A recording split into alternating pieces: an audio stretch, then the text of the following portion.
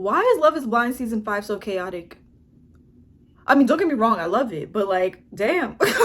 Hey guys, it's your girl Brandy, aka Brandy4. Welcome back to my channel. Welcome to my channel if you are new here. I do lots of videos on pop culture, reality TV like Love Island, Kardashians, now Love is Blind. So if you like any of those things, make sure you subscribe to my channel. Also, make sure to hit the like button, support your girl Brandy4.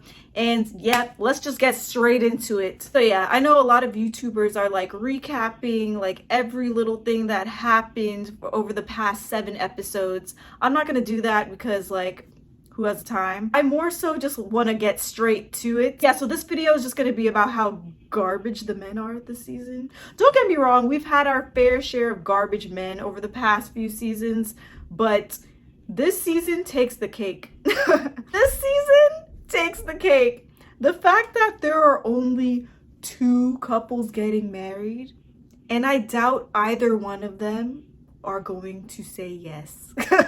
Doubt it.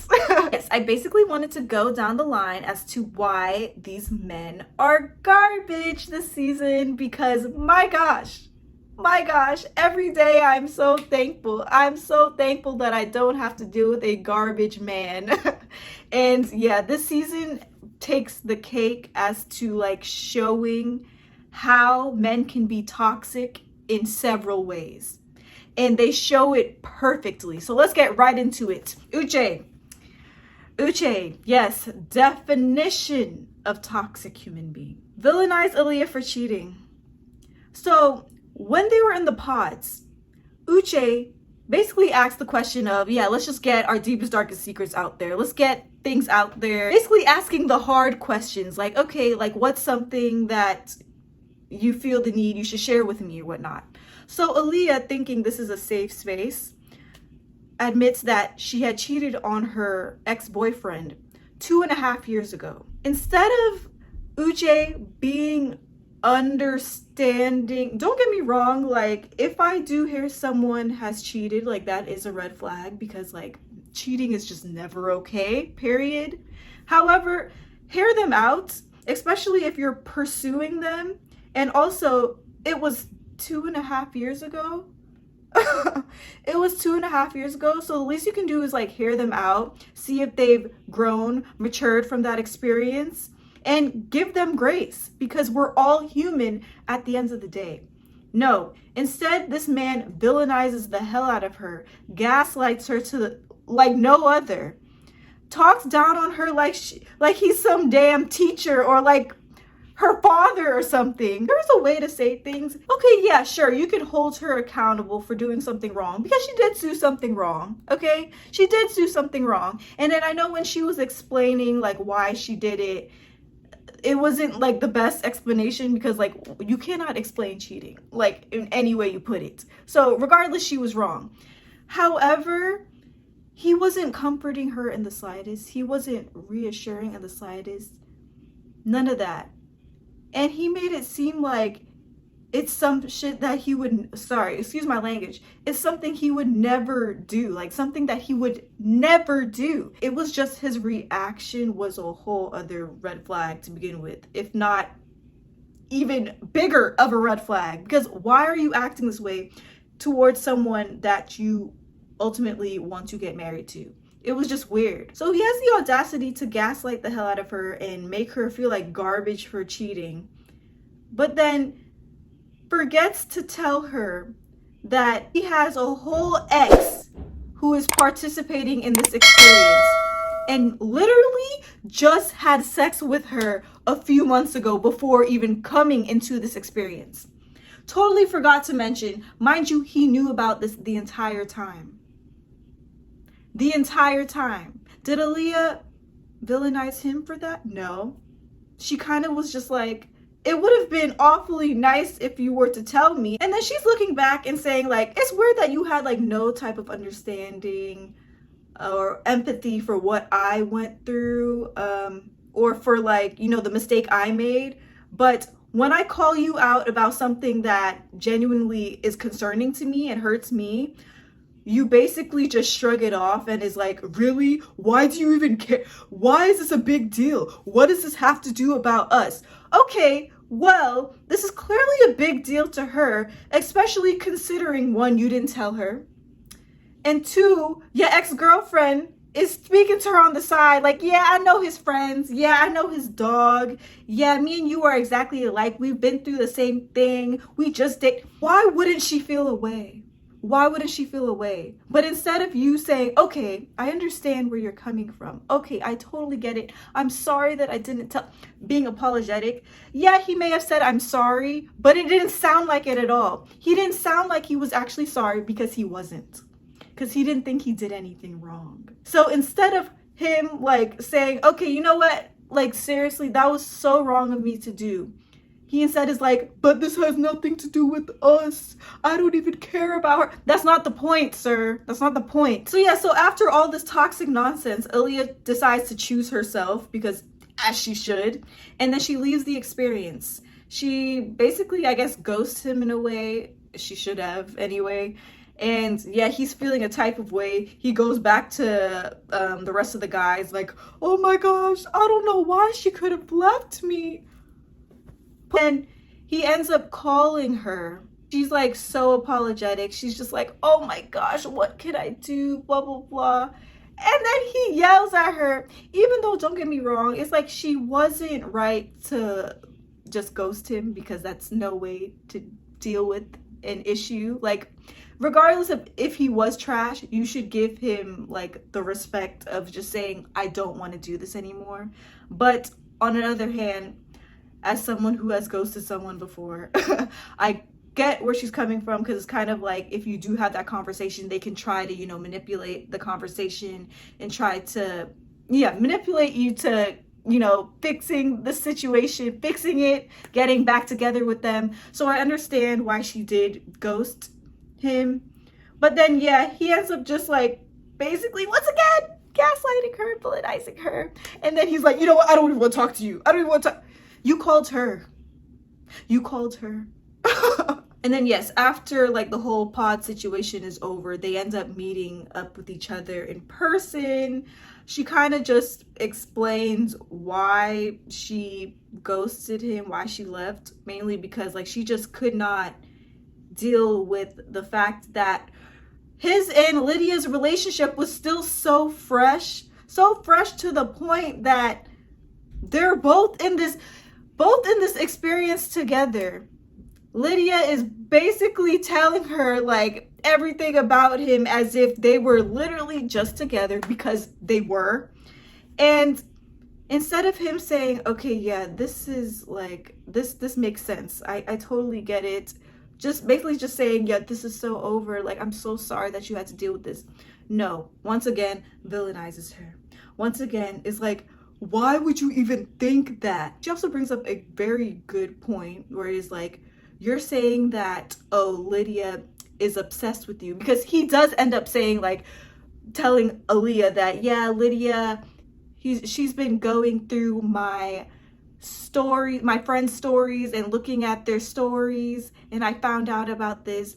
And so Aaliyah brings up the point like, oh, well, how do you know that she didn't look through your email, saw that you applied for Love is Blind, and is now on the show? And I actually heard that it's not that hard to get on the show for real. Like, it's not that hard for people to know each other once you're on the show. Because, like, I think they do casting in the same city, in like a specific city. And especially, wait, what city is this? Is this DC? Actually, I can't remember. Houston? Oh yeah, it's Houston. Houston is small. So like, of course, like people are going to, there will be people who know each other. So yeah, she brings that up to him, and he once again is just like, that's insane, that's crazy. Is it though? But weren't you just calling Lydia a stalker? So how is that crazy? And then all in all, he basically manipulates her into thinking that he would in fact not give up on this situation, which then makes Aaliyah say, oh my gosh, let's try this again, just for him to be like, actually it's over. He just wanted to have one up on her. That's literally why he met up with her, which is so stupid. It's just like, y'all already talked about what you had to talk about over the phone. So you had this conversation in person just for you to just end it. So you did all of that once again just to have one up on her because you felt embarrassed that she ghosted you for a reason that made sense. And then the most irritating part about it all, the fact that I am like, what, past 10 minutes in this video just on Uche. The most irritating part about this is, so when the whole group meets up or whatever, he has a conversation with Lydia, basically exposing Lydia for stalking his friend's Instagram stories, even though, like, yes, okay, that is stalker tendencies, and I'm pretty sure she did go on the show knowing that he was going to be on the show. I feel like that is true. Even if he didn't even know she was going to be there, I feel like she did stalk him. The reason why she is here is because she did want to, you know, eventually get back together with him or whatnot. It didn't work out that way. It is what it is. We're missing the reason as to why she was stalking, acting crazy in the first place. The reason she was stalking his friend's stories was simply because he cheated on her. He cheated on her. So he villainized the hell out of Aaliyah for cheating on her ex-boyfriend 2.5 years ago. But yet he cheated on Lydia, who they were just with each other not that long ago, a few months ago. He just cheated on her. So the fact that he had the nerve to gaslight the hell out of Aaliyah just for him to be a cheater, garbage, trash, basura. I don't even care if Lydia is a stalker. It is what it is. The reason why she's a stalker is because you cheated. Women do crazy things when they don't trust men. Like, it's true. I'm not saying it's right, but it's just like, come on, bro. Can you blame her? Anyways, next. Okay, yes, let's talk about Captain America. Oh, no, sorry, JP. Why is he so Team America? That's like the biggest red flag. I'm sorry. That's an even bigger red flag to me. That's as big as like cheating. If like you're a guy or girl who just reps America so hard, why are you repping America so hard? America is not to be repped. Especially like down to wearing red, white, and blue. Every outfit you have, you're wearing red, white, and blue. That's weird. But anyways, yes, both him and Taylor, they have an emotional connection in the pods. They ends up, you know, he proposes to her. They meet face to face. And as soon as they meet face to face, JP went mute, honey. And it's kind of just weird because he basically just becomes extremely closed off, extremely awkward, just looks at her with blank stares, like gives her the weirdest pecks. Like he would literally kiss her like, why is he kissing like that? It was so weird to me. I'm just like, has he ever kissed someone? It was weird. Basically, he says he isn't attracted to Taylor due to her wearing too much makeup. I'm sorry, what show is this? Is this not Love is Blind? Is this Love is Blind or is this Love Island? I'm confused because you didn't know how she looked beforehand. So why does it matter that she's wearing so much makeup? Why does it matter so much to you that she's wearing so much makeup? Basically could not handle a baddie. Like, it's giving you cannot handle a baddie. My theory is that when they both met face to face, he saw on Taylor's face that Taylor was not attracted to him. Taylor probably showed it all over her face that like, yeah, this is definitely not my type. But at least Taylor was still trying to meet him halfway because regardless, you're on a show called Love is Blind. You fell in love with them emotionally. You fell in love with their personality. You aren't falling in love with the physical. And Taylor, despite I'm positive that she was not attracted to him, she looked past that and was like, you know what? You are still that guy that I fell in love with in the pods. But for some reason, he couldn't look past her wearing makeup. So because you didn't like her makeup on the first day, you just become super closed off, super awkward. You don't even want to engage in a conversation with her. She has to start every conversation. I'm just curious as to what what was he planning on doing? Like, was he just going to stay silent throughout their entire marriage, through the rest of their lives, because she was wearing eyelashes? I don't really understand the reasoning behind him being so awkward. It just did not make sense to me. And the fact that he really threw that in her face after she is trying to be mature about the situation and trying to make it work. Like, she's saying, honestly, I just want this to work out. I hate that it feels so awkward between us, because in the pause, it was not like this. Like, I just want to know why this is the case. She's not even, this doesn't even have anything to do with physical with her. At this point, she's just like, I want the guy who I fell in love with in the pods. I want him. Why am I not getting that from you? And then he simply says, because I don't like when you wear makeup. I don't like how fake you look with those lashes and a beat face. I like it when you're natural like this. I didn't like how it was all on my shirt. Are you serious? How old are we? Do women not wear makeup? Like, if you cannot handle a woman in her bad bitch era, then you're not the one for her. You're not the one. It's just like, you have a lot of insecurity issues. It clearly shows, because dude, like, need I say more? There's nothing else that I can really say. I'm just glad that Taylor chose herself and she was finally like, all right, I'm not doing this anymore, because I'm honestly the only one trying. And then the fact that he was like, you're not even, you really still don't want to like let this ride out? No. If it's been all these days and I'm not getting anything from you, why the hell am I gonna ride this out? So you can be even more awkward with me? So what, I have to change how I dress myself up to make you happy, to please you, to make you want to talk to me? No, that was not the point of this experience. Like, he missed the entire point of the experience.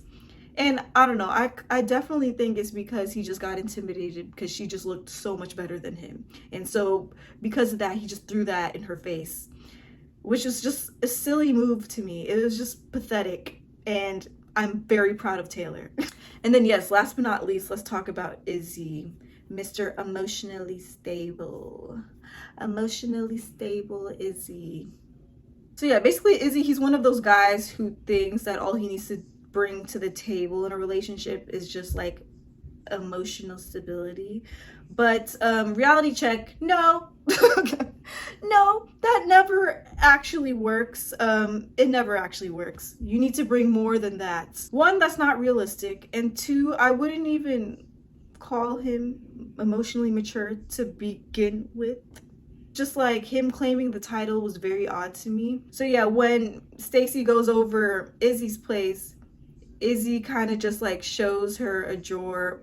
He has like all these mementos of like all these women that he hooked up with, like things that they've left in his apartment. He just keeps them in a box or whatnot. His reasoning behind it was like, look, I want to show you just like how I was living beforehand, just so there are no secrets, so you just know everything. Understandable. I get it. I understand. Stacy, on the other hand, she gets upset from seeing that because she's kind of like, that's mad disrespectful. Like, why are you keeping this box with just like all of your ex-tings and their stuff in this drawer? Like, all the women you hooked up with, you just have all their jewelry and stuff in a box and then you're showing it to me. So I understand two sides. However, he should have been, for someone who is so emotionally mature, he should have been way more understanding towards her emotions in this case.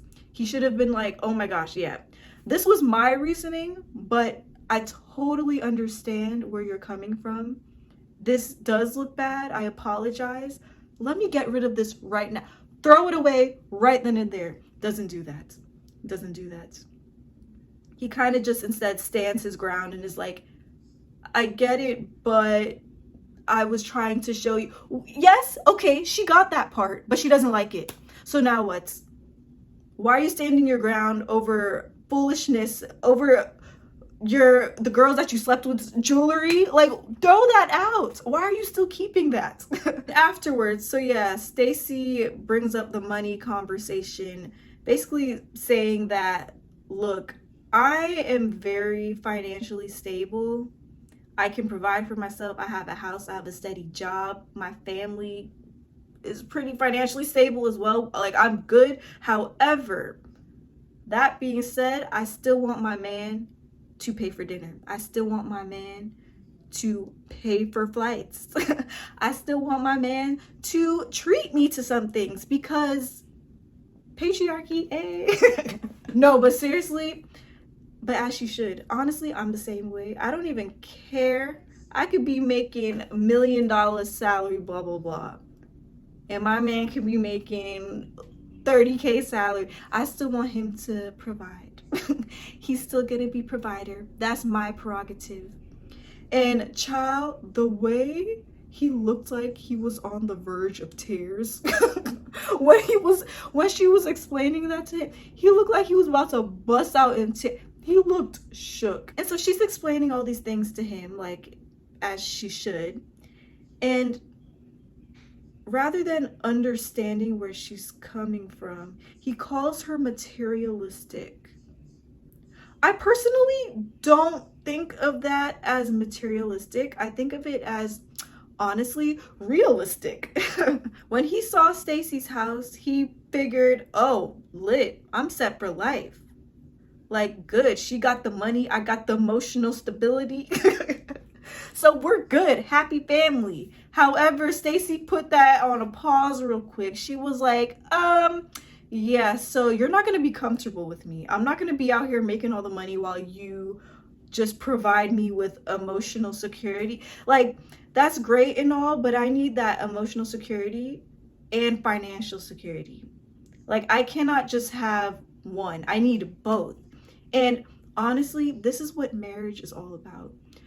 You can never just have, it's not realistic. I don't care what anyone says. You can love someone so much, they can provide you with the emotional stability. However, that can only last for oh so long.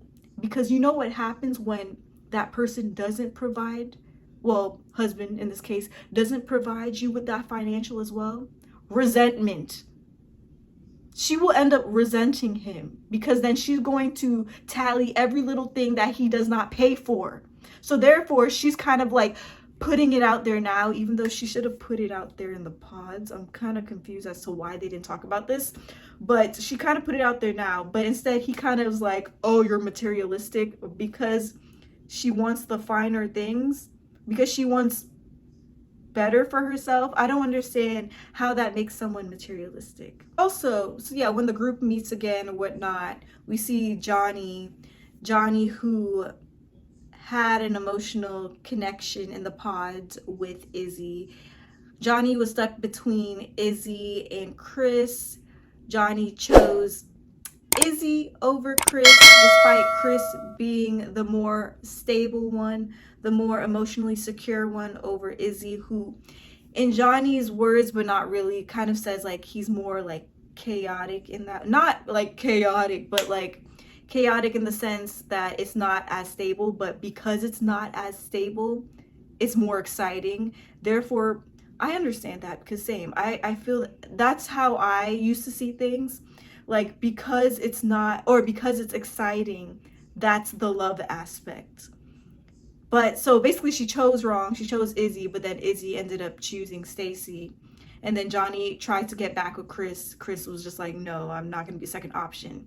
However, Johnny and Chris did end up rekindling when they met each other at the airport. And honestly, unpopular opinion, I'm actually happy for them. Like, I'm glad, because I understand where Johnny is coming from, in that, oh, you just assume just because like this guy could be doing every single thing right. So because they're doing everything right, it's not exciting. It doesn't feel exciting. You don't feel that spark that people say that you're supposed to feel when you're in love with someone.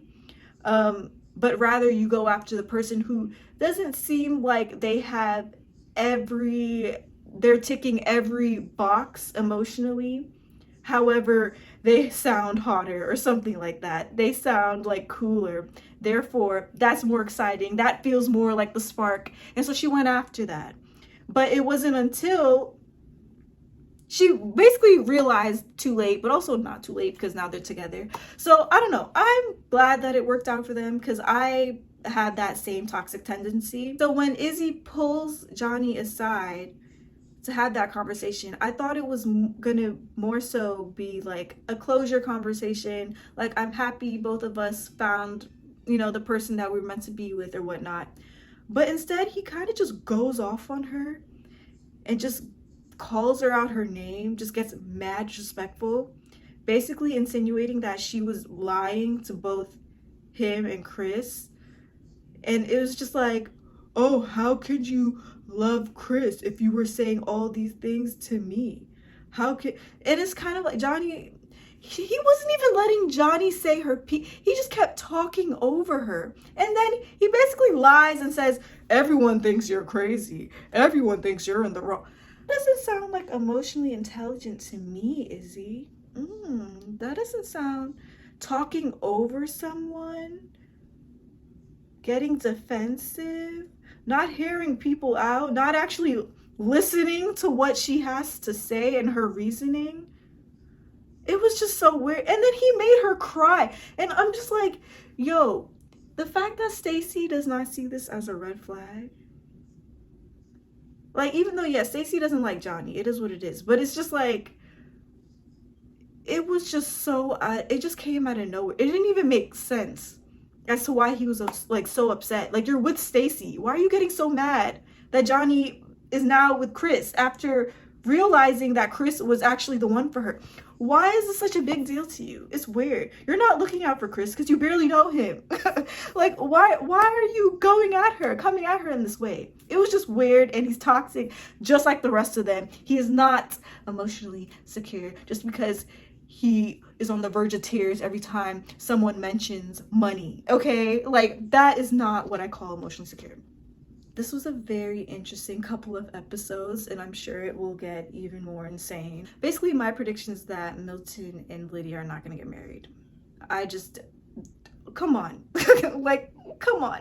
I feel like he's going to see this as a red flag, her and Uche's relationship.